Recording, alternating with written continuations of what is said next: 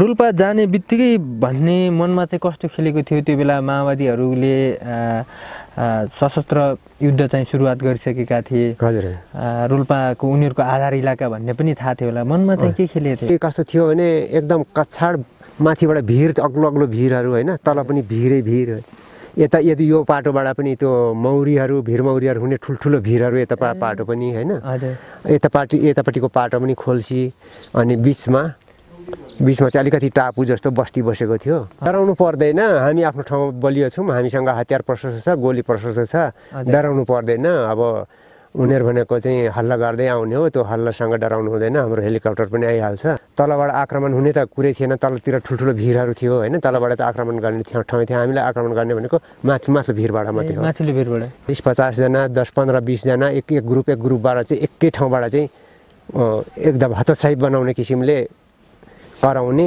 Bomb पड्काउने हान्ने तँलाई घेरिसक्यौँ भन्ने हतियार छोड भन्ने अब त्यस्तै किसिमको जिल्लामा पनि कुरो गर्दैछु अब जिल्लाबाट तुरुन्तै आइपुग्छ अब उज्यालो हुने बित्तिकै अब 3 बज्नेसम्म टिकौँ 3 बजेपछि तुरुन्तै हतियार पनि ल्याइदिन्छ अब के गर्नुपर्ने जिल्लाको मद्दत आइपुग्छ भन्ने किसिमले चाहिँ टोटली फुटेको भन्ने कुरा एउटा आँखा चाहिँ टोटल फुट्यो अरू के अर्को आँखा चाहिँ त्यस्तो भएर चाहिँ अब उपचार भयो त्यो हिसाब किताबले अहिले पनि यो चस्मा खोल्दा चाहिँ आँखा देख्दिनँ यो हात चाहिँ अब छैन नै होइन यो काटेको यो हात यो काम नलाग्ने भएर काटेर फालेर चाहिँ बाँकी रहेको यो नारीमा चाहिँ 8 बजे हेलिकप्टर आउँदै मरिगए उहाँहरूको पनि सन्तानहरूलाई चाहिँ रोजगारीको व्यवस्था होस् होइन अनि त्यसरी चाहिँ उनीहरू पनि त्यो अवस्थामा होइन अब विद्रोही भए पनि राष्ट्रकै पक्षमा भनेरै लडेको हो होइन नबिर्सिने इतिहासका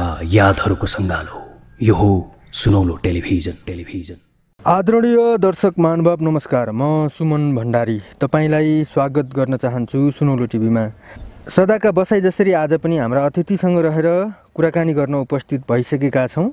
आज हाम्रा अतिथि हुनुहुन्छ दलबहादुर राई, उहाँ नेपाल प्रहरीको सहायक निरीक्षक असै हुनुहुन्छ। उहाँ रोल्पाको मिरुल घटनामा पर्नुभएको थियो, उहाँसँग रहेर हामी कुराकानी गर्नेछौँ। सर्वप्रथम आजका हाम्रा अतिथि दलबहादुर राईलाई स्वागत गर्न चाहन्छु। स्वागत छ सर हाम्रो यो सुनौलो टिभीमा। नमस्ते, धन्यवाद। सन्चै आरामै हुनुहुन्छ? आरामै। आजभोलि त घरमै बसिराख्नु भएको छ होइन? घरैमा बसेर छ। घाइते हुनुहुन्छ, केही गर्न सक्ने अवस्था छैन होइन? छैन। हामी यो धनकुटामा छौँ होइन? तपाईँको घर चाहिँ पहिलेदेखि धनकुटा नै थियो? पहिला चाहिँ भोजपुर हो, भोजपुर ठुलोदुङमा गाविस। हजुर। यता बस्न थालेको चाहिँ कति भयो? यता बस्न थालेको चाहिँ 58 सालदेखि। 58 सालदेखि यतै बस्दै आउनुभयो? हजुर। यो घाइते भइसकेपछि जागिरबाट निक्लेर धनकुटामै हजुर बस्दै आउनुभएको छ।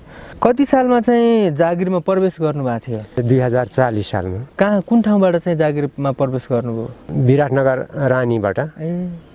त्यहाँ चाहिँ भर्ना हुनको निमित्त जानुभयो। कस्तो थियो त्यो बेला 40 सालतिर यो पूर्वमा चाहिँ नेपाल प्रहरीमा सुरक्षा निकायमा जागिर खानेको अवस्था? त्यतिखेर राम्रै थियो। हजुर। राम्रै थियो त्यतिखेर। त्यति प्रहरीमा जागिर खान पनि त्यति गाह्रो थिएन, कम्पिटिसन सामान्य नै हुन्थ्यो। हजुर। सहजै हुन्थ्यो जागिर खानले त्यो अब 40 सालसम्ममा। हजुर। त्यो बेलामा खास तपाईँ नेपाल प्रहरीमै जागिर खानुपर्छ भन्ने कसरी आयो मनमा चाहिँ? अब बेरोजगारी भएपछि त अब रोजगारको लागि चाहिँ अब जहाँ पनि पर्ने हुन्छ होइन? हजुर। यो बेरोजगारीको हिसाबले नै अब रोजगारकै लागि जो देशको सेवा पनि हुने होइन? देशको सेवा पनि हुने, एउटा चाहिँ आर्थिकलाई चाहिँ सहयोग पनि पुग्ने, घर परिवार पाल्नलाई पनि सजिलो हुने। हजुर। त्यो हिसाबले चाहिँ कस्तो थियो? तपाईँहरूको गल्ला आउने चलन थियो कि डाइरेक्ट तपाईँ विराटनगरै जानुभयो सिधै? होइन, म भोजपुर गल्लाबाट गएको। भोजपुर गल्लाबाट। भोजपुरबाट। यहाँ पनि यो स्थान यतातिर पनि त्यो जिल्लालाई कोटा हुन्थ्यो त्यो बेला? जिल्लालाई कोटा हुन्थ्यो। अब जिल्लाबाट चाहिँ जिल्लामा 20 जनाको कोटा थियो होइन? भोजपुर जिल्लालाई चाहिँ 20 जनाको कोटा दिएको रहेछ जिल्ला प्रहरी कार्यालयले। हजुर। 20 जनाको कोटामा चाहिँ पास भएर गएको विराटनगरमा। भोजपुरमा पनि तपाईँहरूको चाहिँ सेलेक्सन भयो? हजुर। कतिजना उपस्थित हुनुभएको थियो तपाईँलाई केही याद छ त्यो बेला?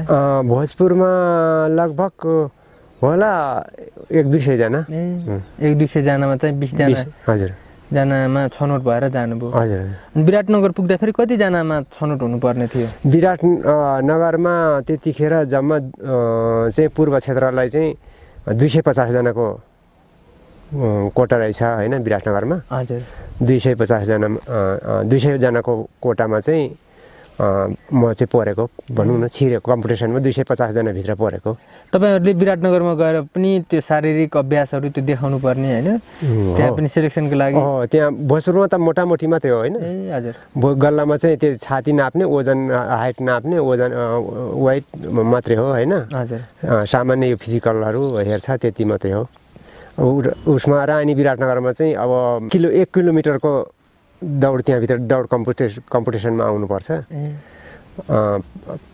5 मिनटमा 1 किलोमिटर पार गर्नुपर्छ। त्यहाँ चाहिँ जस छनौटका सबै प्रक्रियाहरू चाहिँ त्यहाँ पुरा गरेर पास गर्नुपर्छ हैन? तालिम कहाँ गर्नुभएको थियो? तालिम चाहिँ हामी चाहिँ 250 जना रानीमा चाहिँ नअट्ने भएपछि 50-50 जना ग्रुप बाँडेर मेची 50, हजुर, राजविराज 50, धरान 50, 100 चाहिँ तालिम केन्द्र गरेर चाहिँ म चाहिँ धरान फुस्रेमा परेँ। कस्तो थियो त्यो बेला तालिम चाहिँ? तालिम त्यतिखेर चाहिँ अब प्रहरीलाई एसएलआर दिएको थिएन, त्यही मार्क 3 राइफल थियो ट्रेनिङ हैन? हजुर। त्यही अहिले 9 महिनै छ, अहिले पनि ऊ बेला पनि 9 महिनै नै हो। त्यो बेला चाहिँ त्यति बेलाका गुरुबाहरू एकदमै कडा हुनुहुन्थ्यो अरे, कस्तो थियो?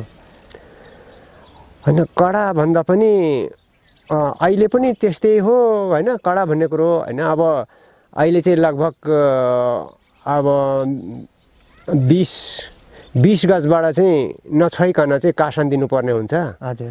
हात लाउनु पाइँदैन, कुट्नु पाइँदैन हजुर हैन?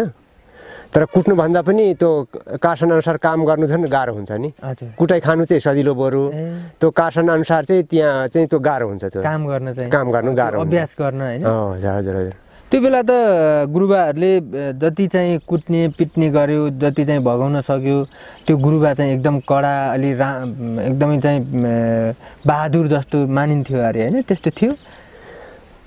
त्यस्तो त भएन हाम्रोमा हैन? त्यस्तो गुरुबाहरूले चाहिँ कडाइ गरेर चाहिँ भगाउने त्यस्तो त थिएन। त्यस्तो थिएन। अब ट्रेनिङ पनि खास त त्यति गाह्रो होइन त्यो ट्रेनिङ भन्ने कुरो चाहिँ। अहिलेको सोचाइले त्यतिखेर त गाह्रो लाग्थ्यो होइन? तर अहिलेको सोचाइले चाहिँ ट्रेनिङ भन्ने कुरो चाहिँ गाह्रो रहेनछ क्या। त्यो ट्रेनिङ भन्ने चाहिँ आफ्नै स्वास्थ्यको लागि पनि हुने होइन? अहिलेको मेरो सोचाइकोले चाहिँ ट्रेनिङ त सामान्य फौजीको जागिर चाहिँ खेलेर खाने जस्तो होइन अहिलेको बुझाइले। तर त्यतिखेर त्यो सोचेको भएदेखि त तालिम त केही जस्तो हुने रहेनछ होइन? त्यो अहिलेको सोचाइले चाहिँ अब त्यो अवस्थामा त अब होइन दुःख देखे जस्तो लाग्थ्यो होइन? गुरुबाले अनावश्यक दुःख दिँदैछ, त्यो फोकटिया कामहरू गराउँदैछ जस्तो लाग्थ्यो। तर अहिलेको उसमा चाहिँ अहिलेको सोचाइले चाहिँ त्यो वास्तविक त्यो नगरी नहुने नै रहेछ। आफ्नै लागि रहेछ, आफ्नै लागि हो, सुरक्षाको लागि हो हजुर, स्वास्थ्यको लागि पनि। हजुर। कति थियो त्यो तपाईँ 40 सालमा जागिर खाँदा तलब कति थियो त्यो बेला? 40 सालमा जागिर खाँदाखेरि 250 रुपियाँ थियो। 250 रुपियाँ तलब थियो। के आउँथ्यो 250ले त्यो बेला त्यो समयमा? 250ले त्यतिखेर मुन्सुली चामल 3 रुपियाँ 50 पैसा केजी थियो। अनि यो पुलिसलाई चाहिने ड्रेस त्यो पित्तल पलिस, बुट पलिसहरू चाहिँ 5 रुपियाँ बट्टा 10 रुपियाँ बट्टा पाइन्थ्यो। त्यो अहिले चाहिँ लगभग त्यो बुट पलिसहरू चाहिँ 30 रुपियाँसम्म पर्छ होइन? हजुर। त्यतिखेर 40 सालदेखि अहिलेसम्मको अवस्था हेर्दाखेरि त्यति भाउ पनि बढेको चाहिँ पाइँदैन। 10 रुपियाँ पाउने अहिले 30 रुपियाँ भन्दा त्यति महँगो चाहिँ होइन अहिले। त्यो समयमा चाहिँ तपाईँहरूलाई आवश्यक पर्ने सामग्रीहरू खर्च चल्थ्यो? गाह्रो हुन्थ्यो नि। अब चामल सस्तो भएर के गर्ने, एउटा लुगा किन्नु 1 महिनाको तलबले एउटा पेन्ट आउँदैन थियो भने जस्तो लाउने पेन्टै आउँदैन थियो होइन? पेन्टको दाम 500 रुपियाँ पर्थ्यो, एउटा राम्रो खालको जिन्सको पेन्ट 500 रुपियाँ पर्थ्यो होइन? तलब थियो 250 रुपियाँ। एउटा पेन्ट किन्नुको लागि मात्रै 2 महिना कुर्नु पर्थ्यो। 2 महिना अरू सबै खर्चलाई चाहिँ नगरेर अरू खर्चलाई कटौती गरेर जोगाउनु पर्थ्यो। तपाईँ जागिरको सिलसिलामा कहाँ पुग्नुभयो त्यो समयमा? जागिरको सिलसिलामा म सिराहामा 2 चोटि गरेर 10 वर्ष भयो बसेँ म होइन? अनि त्यसपछि मरङमा 2 वर्ष, रङ्गेलीमा, अनि धनकुटामा 2 वर्ष, अनि धनकुटामा 2 वर्षपछि पक्ली दङ्गा हजुर पक्ली अहिले सशस्त्र प्रहरीहरूको क्याम्प छ त्यहाँ दङ्गा प्रहरी थियो हजुर त्यहाँ 2 वर्ष त्यहाँबाट रोल्पा काजमा खटेर गएको बेला यो घटना घटेको हजुर रोल्पामा चाहिँ कति समय बस्नु भएको थियो रोल्पामा 6 महिनाको लागि गएको थियौँ हजुर अनि 56 सालमा चाहिँ 2 चोटि पूर्वपट्टि पूर्व त्यो संसदीय निर्वाचन चाहिँ पूर्वमा 1 पटक पश्चिममा 1 पटक 2 पटक चाहिँ 2 चरणको इलेक्सन भयो हजुर अनि पश्चिमपट्टिको इलेक्सनको लागि चाहिँ खटेर गएको थियौँ सुरक्षाको लागि हजुर सुरक्षा रोल्पा जाने बित्तिकै भन्ने मनमा चाहिँ कस्तो खेलेको थियो त्यो बेला माओवादीहरूले सशस्त्र युद्ध चाहिँ सुरुवात गरिसकेका थिए हजुर रोल्पाको उनीहरूको आधार इलाका भन्ने पनि थाहा थियो होला मनमा चाहिँ के खेलेको थियो मनमा त्यतिखेर डर त पटक्कै थिएन होइन अब त्यतिखेर माओवादीसँग भरुवा बन्दुक अनि पेट्रोल बमहरू अनि ग्रेनेडहरू होइन त्यो त्यस्तो खालको बमहरू थियो हजुर अब माओवादी भनेको त्यतिखेर त्यो प्रहरीहरूको चाहिँ कमजोरलाई पहिल्याएर चाहिँ झ्यापझुप खोसिहाल्ने हतियार लुट्ने अनि त्यही हतियारले आक्रमण गर्ने थियो त्यतिखेर हतियारै थिएन माओवादीसँग पनि हजुर हामीलाई आक्रमण गरेको चाहिँ त्यही पेट्रोल बमहरू ग्रेनेडहरू होइन हजुर त्यही भरुवा बन्दुकहरू त्यस्तैले आक्रमण गर्नु खोजेको थियो रोल्पाको मिरुल होइन चौकी थियो राणा गाउँ चौकी चौकी कति समय भएको थियो त्यहाँ पुगेको तपाईँहरू चाहिँ 6 महिना चैत वैशाख जेठ असार साउन भदौ असौज कार्तिक 8 महिना 8 महिना बाद 6 महिनाको लागि मात्रै जानुभएको थियो बस्न त 8 महिनासम्म बस्नु भएको थियो 6 महिनासम्म त्यो चुनाव भयो दसैँ तिहार लागेको हजुर त्यसो अदली बदली दसैँ तिहार बिना अदली बदली नपाउने हजुर अनि अदली बदली नपाउने भइसकेपछि हामी तिहारसम्म बस्ने हुँदाखेरि चाहिँ लगभग कार्तिकसम्म बस्ने पर्यो कति सङ्ख्या थियो तपाईँहरूको त्यो चौकीमा चाहिँ हाम्रो चौकीमा चाहिँ 34 जनाको सङ्ख्या थियो त्यो कस्तो थियो तपाईँहरूको चौकी कस्तो भूगोलमा थियो होइन हाम्रो चौकी चाहिँ कस्तो थियो भने एकदम कछाड माथिबाट भिर अग्लो अग्लो भिरहरू होइन तल पनि भिरै भिर यता यदि यो पाटोबाट पनि त्यो भिरमौरीहरू हुने ठुल्ठुलो भिरहरू यता पाटो पनि होइन यतापट्टिको पाटो पनि खोल्सी अनि बिचमा चाहिँ अलिकति टापु जस्तो बस्ती बसेको थियो हजुर हो त्यहाँ चाहिँ अब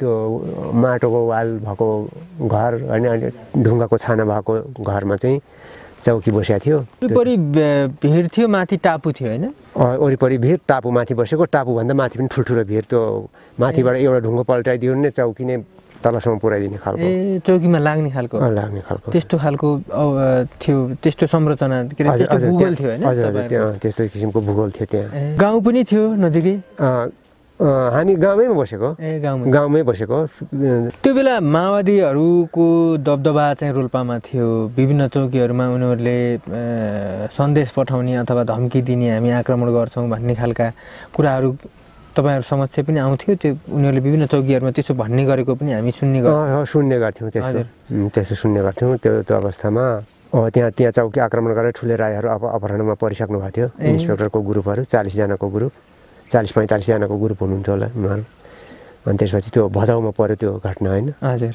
अनि त्यहाँदेखि चिठी आउने भन्दा पनि चिठी चाहिँ पुरा आउँथेन तर मान्छेबाट चाहिँ हल्ला फिजाइदिने त्यस्तो हल्लाहरू चाहिँ ल अब उसको कुरेलीको पालो आयो के अरे राणा गाउँको पालो आयो यस्तो गरेर आउँथ्यो त्यस्तो भन्दाखेरि मनमा चाहिँ अलिकति डर कस्तो हुन्थ्यो अपहरणमा गरिसकेपछि चाहिँ अलिक डर हुन्थ्यो अब राइफलहरू पनि लगेको होइन हजुर अब 40-50 राइफल लगिसकेपछि इन्सपेक्टरकै ग्रुप चाहिँ त्यसरी अपहरणमा पर्नु भनेको चाहिँ हामीलाई एउटा चिन्ताको विषय नै थियो हजुर के भन्नुहुन्थ्यो त्यसपछि चाहिँ अब अलिक सतर्कतासँग बस्यौँ हामी हजुर कसको नेतृत्वमा बस्नु भएको थियो तपाईँहरू चाहिँ अनुराग द्विवेदी इन्सपेक्टर साहबको नेतृत्वमा हुनुहुन्छ के भन्नुहुन्थ्यो उहाँले तपाईँहरूलाई चाहिँ अब त्यस्तो खबरहरू आउँदाखेरि डराउनु पर्दैन हामी आफ्नो ठाउँमा बलियो छौँ हामीसँग हतियार प्रशस्त छ गोली प्रशस्त छ डराउनु पर्दैन अब उनीहरू भनेको चाहिँ हल्ला गर्दै आउने हो त्यो हल्लासँग डराउनु हुँदैन हाम्रो हेलिकप्टर पनि आइहाल्छ हामी डराउनै पर्दैन हामी 4 घन्टा मात्रै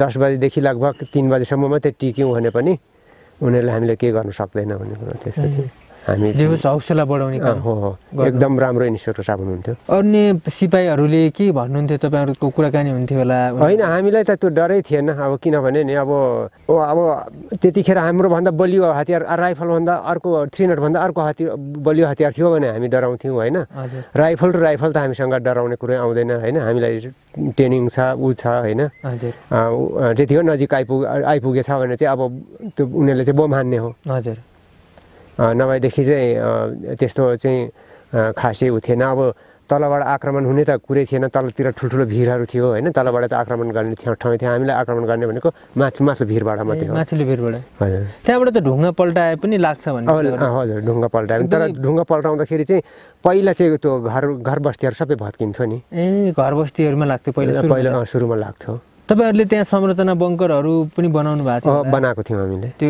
युद्धको लागि आवश्यक केही संरचनाहरू के बनाउनु भएको थियो कस्तो थियो हामीले चाहिँ अब ड्युटी बस्ने अब त्यो के अरे त्यो बङ्कर खनेर चाहिँ बङ्करमा त्यो बङ्कर लुकेर गएर चाहिँ आफ्नो पोस्टमा जानुपर्ने होइन आफ्नो ड्युटी कभर गर्नुपर्ने त्यस्तो पोस्टहरू त्यहाँ चाहिँ लगभग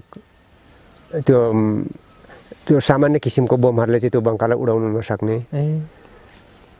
त्यो हाम्रो पोस्टहरूलाई उडाउनु नसक्ने त्यो खालको कच्चा त कच्ची नि थियो होइन तर कच्ची भए पनि बाक्लो खालको गाराहरू लगाएको थियौँ माथिबाट ढुङ्गाको छाना त्यो बेलाको आधुनिक जस्तो थियो हजुर त्यो बेलाको आधुनिक जस्तै नै हो जस ढुङ्गा माटो परेको भए पनि ढुङ्गाको छाना हजुर काठको उहरू हुन्थ्यो त्यो बेला चाहिँ जस कुकर बमहरू पड्कियो भने चाहिँ भत्ताभुङ्गै पार्थ्यो होइन अब कुकर बम त उनीहरूले फ्याँक्ने कुरो आउँदैन त्यो मसिनो त्यो हाते ग्रेनेडहरूले चाहिँ त्यो फुट्ने खालको थिएन त्यस्तो बलियो बनाउनु त्यस्तो बलियो संरचना बनाउनु भएको थियो के गर्दै हुनुहुन्थ्यो त्यो आक्रमण गर्ने बेला उनीहरूका गतिविधिहरू के कस्तो थियो गाउँमा उनीहरूको गतिविधि चाहिँ उनीहरूसँग चाहिँ अब 50 जनाको ग्रुप हो भने 400 वटा चाहिँ पहिला त्यो राँको पुल्ठो हजुर किला गाड्दो रहेछ होइन यो डाँडा वरिपरि चाहिँ नजिकमा किला गाडेर चाहिँ लगभग 400-500 वटा किला गाडेर चाहिँ त्यहाँ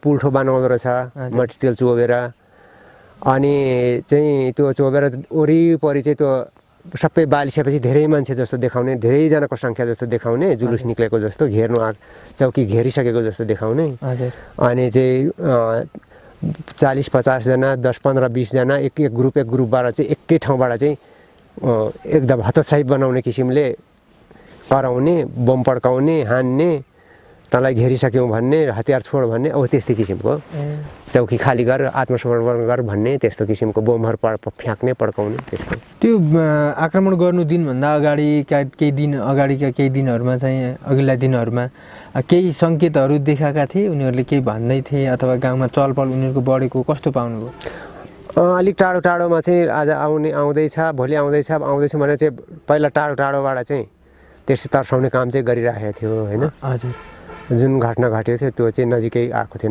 नजिकैमा आइपुगेर चाहिँ आक्रमण गर्ने खोजेको थियो तर उनीहरू सफल भएन घटनाको लागि आउँदैछन् भन्ने थाहा पाएपछि तपाईँहरूले अन्य फोर्स थप्ने अथवा जिल्लामा कुराकानी गर्ने त्यस्तो भयो कि भएन हाम्रो त्यस्तो भएन किन हामी नै मजबुत थियौँ त्यहाँ होइन हजुर किनभने त्यो हाम्रो त लगभग 1-2 घन्टा मात्रै भयो नि त 1-2 घन्टा मात्रै भयो अब यो मेरो क्षति भएको चाहिँ उनीहरूले बम एउटा फालेको थियो होइन छेउमा आइपुग्यो अनि त्यो उसले त्यो टिपेर फ्याँक्नु खोज्दा चाहिँ मेरो चाहिँ हातेमा पड्केको हातेमा पड्क्यो उनीहरूतर्फै फर्काउँदाखेरि चाहिँ त्यो उनीहरूतर्फै फर्काउँदा पनि माथितिर फर्काउने आफूभन्दा मुनतिर फ्याँक्दिने भिर हुन्थ्यो उनीहरूतिर त फर्काउँदा उकालोमा फर्काउनै सकिँदैन थियो आफू जोगिने तरिकाले मात्रै त्यो पोस्टर बचाउने किसिमले साथीहरूलाई बचाउने किसिमले मात्रै फ्याँक्यो हातेमा पड्केको फाल्न खोज्दाखेरि चाहिँ हातेमा पड्कियो कति बेलाबाट आक्रमण सुरु गरेका थिए तिनीहरूले चाहिँ यो चाहिँ 6:30 बजेबाट हो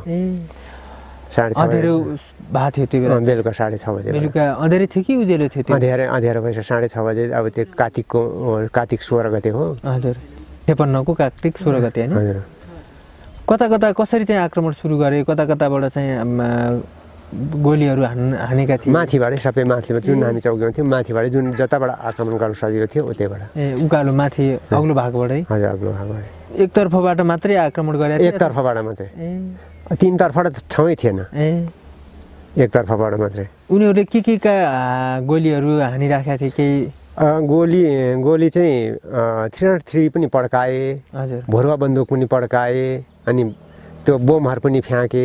तर उनीहरूसँग चाहिँ 303 चाहिँ लगभग 3-4 मात्रै थियो। तपाईँहरूसँग कतिवटा थियो? हामीसँग त थियो नि, प्रत्येकजनासँग एउटा त भइहाल्छ। प्रत्येकसँगै थियो। हामीसँग प्रत्येकजनासँग 100 राउन्ड गोली, हजुर, एउटा 303। तब लडाइँ सुरु भयो, त्यसपछि कमान्डरको निर्देशन आयो होला। के भन्नुहुन्थ्यो त्यो बेला साथीहरूलाई, तपाईँहरूलाई चाहिँ उत्साहित गराउन, नआत्तिन, हतोत्साहित नहुन के कस्ता प्रयोग गर्नुहुन्थ्यो?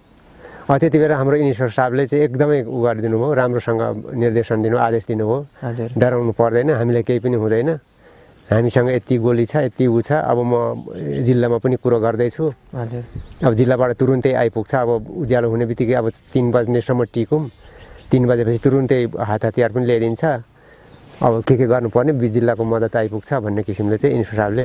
तर उनीहरू चाहिँ छिटै त्यहाँबाट भागे होइन? भागे उनीहरू आँट्नु सकेन। तपाईँहरूको के कति क्षति भएको थियो त्यहाँ? अन्य साथीहरूको मृत्यु हुने कस्तो? त्यो उनीहरूले फ्याँकेको बम टिपेर फ्याँक्दाखेरि मेरो हातमा पड्केको बमले 2 जना मरे होइन। अनि म चाहिँ अब म पनि त्यो मरे जतिकै थिएँ होइन। अब तर म चाहिँ बिहान लगभग 8:30 बजेतिर हेलिकप्टर आइपुग्यो। हजुर, हेलिकप्टरबाट चाहिँ काठमाडौँ ल्यायो। काठमाडौँमा चाहिँ शिक्षण अस्पतालमा मेरो चाहिँ उपचार भयो। त्यति क्षति तपाईँ घाइते हुनुभयो? अरू 2 जना? हजुर, अरूलाई चाहिँ त्यस्तो केही भएन? अरूलाई चाहिँ त्यस्तो क्षति भएन। लडाइँ चाहिँ भीषणै भयो। उनीहरूले ननस्टप गोली वर्षाएका थिए तपाईँहरू? वर्षाएको थिए। तपाईँहरूले पनि जवाफी फायर वर्षाउनु भयो होइन? तपाईँको घाइते भइसकेपछि एउटा आँखा चाहिँ टोटल्ली फुटेको भन्ने कुरा? एउटा आँखा चाहिँ टोटल फुट्यो। अरू के अर्को आँखा चाहिँ त्यो सबै बमको छर्रा लागेर चाहिँ हजुर भनौँ न झन्डै फुटेको। तर त्यो मेरो स्वास्थ्यको उपचार भइसकेपछि मात्रै मेरो आँखाको चाहिँ त्यो बाँकी रहेको आँखा नफुटेको आँखाको चाहिँ अपरेसन गरेर चाहिँ त्यो आँखाको त्यो जिल्दा सबै एकपल्टि फ्याँकिहालेर अनि फ्याँकिसकेपछि चाहिँ अनि फ्याँकेर पनि लगभग 5-6 महिना त आँखै देखिनँ होइन। अनि आँखाको त्यो लेन्स हाल्नु पनि नमिल्ने। अनि त्यस्तो भएर चाहिँ अब उपचार भयो त्यो हिसाब किताबले। अहिले पनि यो चस्मा खोल्दा चाहिँ आँखा देख्दिनँ। यो चाहिँ 11 कति प्लसको चस्मा हो यो। कति टाढासम्म देख्नुहुन्छ?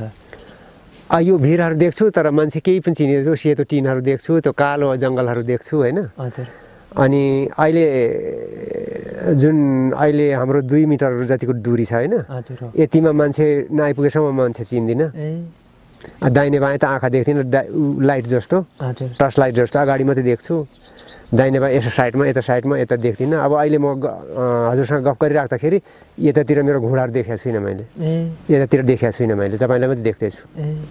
अरू केही देख्नु? अरू देख्दिनँ, यता पनि देखाएको छुइनँ, यता पनि देखेको छैन, ठिक्क तपाईँलाई मात्रै देखाएको छु।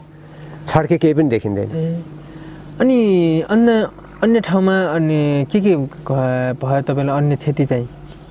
अन्य क्षति त्यो बमको टुक्रा एउटा पेटमा पस्यो, त्यो अपरेसन भएर निकाल्यो। हजुर, अनि हातमा 2-4 बमको टुक्राहरू छ यस्तोमा, यो साइडमा। यो हात चाहिँ अब छैन नै होइन। यो काटेको, यो हात यो काम नलाग्ने भएर काटेर फालेर चाहिँ बाँकी रहेको यो नाडीमा चाहिँ 2-3वटा बमको टुक्राहरू छ। त्यो हात चाहिँ प्लास्टिक हो? यो चाहिँ प्लास्टिकको।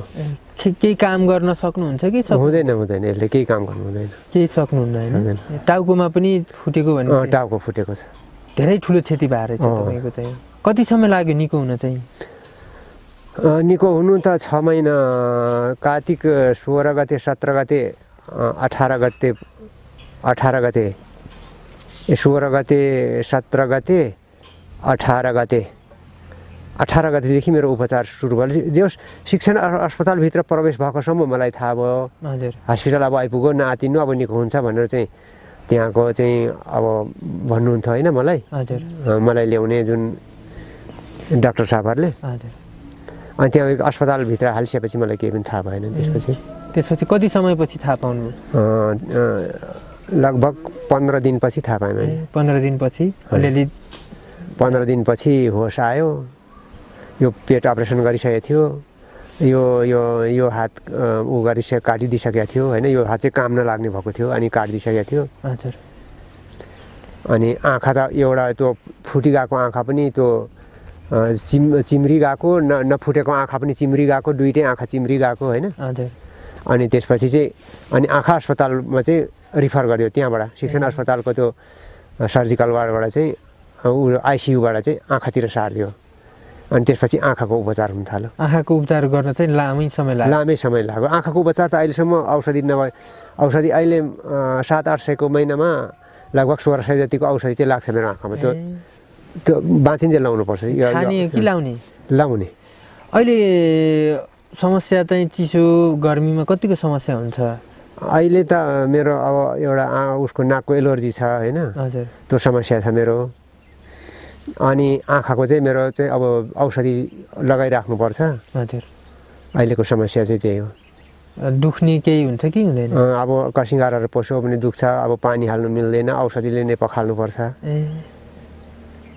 त्यो नाङ्गो आँखा छ त्यो भित्रको चाहिँ एक पत्र त्यो आँखालाई कभर गर्ने बाहिरको ढकनी उकाएर फालेको छ नि अनि भित्रको गुदीमा चाहिँ बाँकी रहेछ आँखाको त्यो बाहिरको त्यो प्लास्टिक जस्तो जिल्दा हुँदो रहेछ त्यो चाहिँ उकाएर फाल्दैछ अपरेसन गर्दाखेरि त्यहाँ सबै बोमको टुक्राहरू मात्रै थियो अरे होइन अनि त्यहाँभित्र अझै पनि बोमको मसिनो टुक्राहरू छ 2-4वटा त्यो निकाल्नै नसकिने खालको छ अब त्यसले तपाईँको टुङ्गो छैन अब कहिले तपाईँको आँखा बिग्रिन्छ त्यसको चाहिँ ग्यारेन्टी नै छैन भनेको छ मलाई अब अहिले काम केही पनि गर्न सक्नुहुन्न म केही पनि गर्न सक्दिनँ बिहान बेलुका अब शारीरिक रूपले अब हिँडो डुलो होइन बाटो डुलो यो उसको लागि होइन यो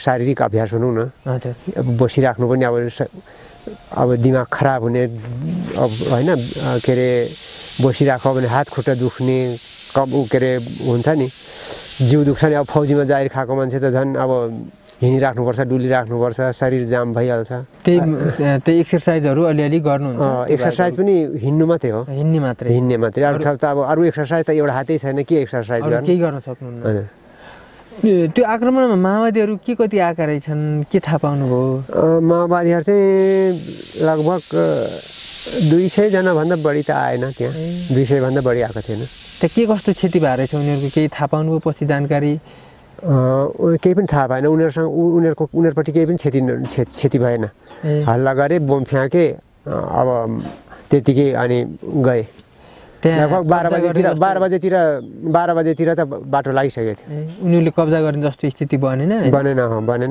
भागेको कति बेला घाइते हुनुभयो तपाईँ चाहिँ म चाहिँ लगभग 9 बजेतिर अन्तिमतिर रहेछ त्यो बम उता फर्काउँदाखेरि पड्किन्छ हातमा भन्ने पनि थाहा थियो होला होइन थाहा थियो तर यहाँ आइपुग्यो होइन अब टाढेबाट फ्याँकेको अब यहीँ फ्याँक्दा चाहिँ धेरै नै क्षति हुन्छ होइन भनेर चाहिँ अलिक परतिर फ्याँक्नु सक्यो भने जे हुन्छ भनेर अब यहीँ पड्किँदा पनि मलाई त लान्छ नै उडाउँछ नै होइन अनि म फ्याँक्नु सक्यो भने त अनि भनेर चाहिँ फ्याँक्यो भने त सबै पनि बच्छ नि भनेर फ्याँक्नु खोजेको टिप्नु खोजेको 1 फुट जति उठाउँदा त्यहीँ पड्कियो त्यही बेला सट्ट खुट्टाले फालेको भए खुट्टाले त फाल्ने ठाउँै थिएन त्यो भित्र थियो नि त त्यो भित्र खाल्टो खनेर चाहिँ त्यो बङ्करमा आइपुगेको थियो नि त त्यही खुट्टाले फ्याल्दा त त्यहीँनिर पड्किहाल्थ्यो नि त्यहीँनिर भन्नाले त्यो बङ्कर भित्र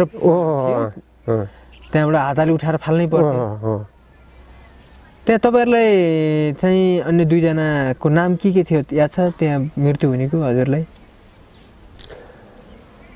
रामजी चौधरी हजुर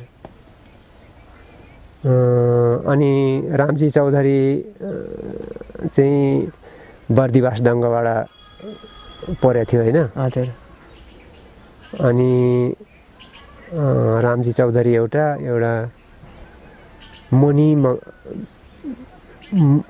मगर के भन्ने थियो अहिले भुल्नुभयो त्यो धेरै पुरानो पनि भयो हजुरले हातमा नउठाएको भए तपाईँ पनि सायद त्यही मृत्यु हुन सक्ने सम्भावना हातमा मैले नउठाएको भएदेखि पड्केर चाहिँ तलबाट चाहिँ खुट्टा सबै अङ्गभङ्ग सबै हुने बाँचे पनि खुट्टा काम नलाग्ने मेरो उहाँहरू फेरि कतापट्टि हुनुहुन्थ्यो त्यो एउटै पोस्टमा हो सँगै हुनुहुन्थ्यो सँगै हो एउटै पोस्टमा उनीहरूलाई त एउटा चाहिँ यस्तो कञ्चटमै लाग्यो होइन यस्तो चल्लीमा होइन कानकै साइडमा लाग्यो होइन एउटाको चाहिँ यो बायाँ साइडको यो मुटुको छेउमा लागेछ एउटालाई चाहिँ भन्थे मैले त देखिनँ होइन एउटा साथीले यस्तोमा लागेछ एउटा साथीले यस्तोमा लागेछ भन्थ्यो 8 बजे हेलिकप्टर आउँदा आउँदै मरिगए दुइटै उहाँहरू घाइते हुनुहुन्थ्यो त्यो बेलामा चाहिँ घाइते भएछ उनीहरू चाहिँ जस उनीहरू चाहिँ 7 बजे 6 बजे 5 बजे त्यतिखेर मरिसकेको थिए भन्ने चाहिँ साथीहरूले भन्दै थियो।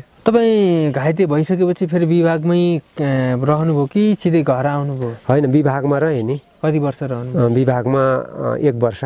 1 वर्ष रहनुभयो। त्यसपछि तपाईँहरूलाई चाहिँ एउटा सुविधा दिएको? सुविधा चाहिँ 7 वर्षसम्म चाहिँ रासिन नदिकन, हजुर रासिन चाहिँ नदिने, 7 वर्षसम्म चाहिँ अवकाश दिएर दरबन्दी खाली गरिदिएर चाहिँ नयाँ नियुक्ति लिने उनीहरूको ठाउँमा, हाम्रो ठाउँमा नयाँ नियुक्ति आउँछ होइन। अनि हामीले चाहिँ तलब खाइपाइ आएको तलब जति छ त्यो तलब चाहिँ 7 वर्षसम्म पुरै तलब दिने सुविधामा चाहिँ हामीले निकाले। त्यसपछि घर आएर बस्नुभयो? त्यसपछि चाहिँ घर आएर बस्यो। त्यो बेला एकदमै ठुलो घटनामा परेपछि ठुलो क्षति भयो, तपाईँ एउटा अपाङ्गै भएर बस्नु भएको छ होइन, अशक्त हुनुहुन्छ, केही गर्न सक्नुहुन्न। अहिले चाहिँ कस्तो लाग्छ? तपाईँहरू जस्ता घाइते अपाङ्ग अशक्तहरू नेपालभरि दुवै पक्षका धेरै हुनुहुन्छ होइन, उहाँहरूलाई चाहिँ के कस्तो भइदियो हुन्थ्यो अथवा राज्यले के गरिदियो हुन्थ्यो भन्ने लाग्छ? राज्यले उनीहरूको सन्ततिलाई चाहिँ बेरोजगारी नबनाइदियोस् भन्ने चाहिँ लाग्छ होइन। हजुर अब हामीलाई त अब हाम्रो यो सरकारी पक्षको त होइन, अब पेन्सनहरू छ, पेन्सन सुविधा दिएको छ, त्यो त छँदैछ हाम्रो होइन। हजुर अनि उतापट्टिको जुन छ नि तत्काल विद्रोही पक्ष होइन, उहाँहरूको पनि सन्तानहरूलाई चाहिँ रोजगारीको व्यवस्था होस् होइन। अनि त्यसरी चाहिँ उनीहरू पनि त्यो अवस्थामा होइन, अब विद्रोही भए पनि राष्ट्रकै पक्षमा भनेरै लडेको हो होइन। राजनीतिक लडाइँ नै लडेको उनीहरूले पनि, जनताकै लागि भनेर लडेको थियो भने हामी पनि तत्काल सरकारको पक्षबाट देश जोगाउने होइन, व्यवस्था विरोधी गतिविधिलाई रोकथाम गर्नुपर्छ भन्ने होइन। अब राज्यको नीतिअनुसार नै हामी त परिचालन हुनुपर्छ होइन। त्यो बेला पर्थ्यो नै जागिर खाइसकेपछि होइन। जो तपाईँहरूलाई चाहिँ केही सेवा सुविधा छ, सामान्य घर खर्च अलिअलि चलेको छ होइन, त्यो विद्रोही पक्षहरूको अवस्था चाहिँ एकदमै गम्भीर छ, उहाँहरूलाई चाहिँ सरकारले त्यस्तो केही दिएको छैन। उनीहरूलाई चाहिँ उनका छोराछोरी सन्तानहरूलाई केही रोजगारी भइदियो भने अलि सजिलो हुन्थ्यो भन्ने चाहिँ लाग्छ त्यो तत्कालीन विद्रोही पक्षका घाइते अपाङ्ग अशक्तहरूलाई चाहिँ होइन। उहाँहरूसँग भेटघाट हुन्छ विद्रोही पक्षका घाइतेहरू तपाईँहरूको कहिलेकाहीँ? हुन्छ नि। के भन्नुहुन्छ तपाईँहरूसँग? अब हामी त अब हामी सुविधा दिएदेखि हुन्थ्यो होइन भन्ने कुरो चाहिँ उनीहरूले त सरकारसँग लडिरहेको छ नि अझै पनि। अब कतिले सुविधा पनि पाइराखे होला। तपाईँहरूको भन्दा उनीहरूको अवस्था चाहिँ एकदमै गम्भीर छ, सङ्कटमा छ भन्ने कुरा चाहिँ तपाईँले बुझ्नु भएको होइन? उनीहरूको भन्दा हाम्रो चाहिँ सङ्कट छ। हजुर खोइ उहाँहरूलाई चाहिँ मैले दुइटै खुट्टा नभएको मैले देखेको छुइनँ। हजुर होइन, मैले देखेको उहाँहरूको चाहिँ एउटा हात नभएको देखेको छु होइन। अनि लगभग उहाँहरूको चाहिँ मैले चाहिँ अब जे होस् मेरो आँखाले चाहिँ मैले थाहा पाएसम्म उहाँहरूको चाहिँ दुइटै खुट्टा नहुने गरी दुइटै हात काटिदिएको यस्तो चाहिँ मैले देखेको छुइनँ घाइतेहरूमा होइन। घाइतेहरूमा तर हाम्रोतिर चाहिँ छैन। हाम्रोतिर त अब त्यतिखेर चाहिँ जो चाहिँ माओवादीको लिस्टमा थियो उसको नाम उनीहरूको त अनि त्यो दुइटै खुट्टा पनि काटिदिएको छ होइन। हजुर दुइटै खुट्टा काटिदिएको पनि छ। अब चाहिँ दुइटै हात काम नलाग्ने गरी यसरी काटिदिएको छ। नेपालगञ्जतिर पर्छ त सायद भेट्नु पनि भयो होला त्यस्तो मान्छेहरूलाई तपाईँले। तपाईँहरूको ती घाइतेहरू हो त दुइटै हात नहुने, त्यो यो चाँडै औँला नभएको, यो बुढी औँला पनि यति नभएको, चाँडै औँला नभएको, यति नभएको, जे होस् काम गरी खान नसक्ने गरी नै विरूपै बनाएको छ नि त, त्यो कुरूपै बनाइदिएको छ नि त त्यो घटनामा परिसकेपछि। अन्तिममा के भन्न चाहनुहुन्छ? तपाईँसँग हिजोका अनुभव अनुभूतिको विषयमा हामी कुराकानी गऱ्यौँ। अब चाहिँ के भइदियो भने चाहिँ सजिलो हुन्थ्यो जस्तो लाग्छ सबै पक्षलाई चाहिँ होइन। सबै पक्षलाई चाहिँ अब नेपाल सरकारले राम्रोसँग चाहिँ बाँचिन्जेलको चाहिँ घाँसबास कपासको चाहिँ ग्यारेन्टी गरिदियोस्। अनि अङ्गभङ्ग भएकाहरूको सन्ततिहरूलाई चाहिँ दुइटै पक्षका अङ्गभङ्ग भएका सन्तानहरूलाई चाहिँ सन्ततिहरूलाई चाहिँ रोजगारको व्यवस्था गरिदियोस् होइन। अब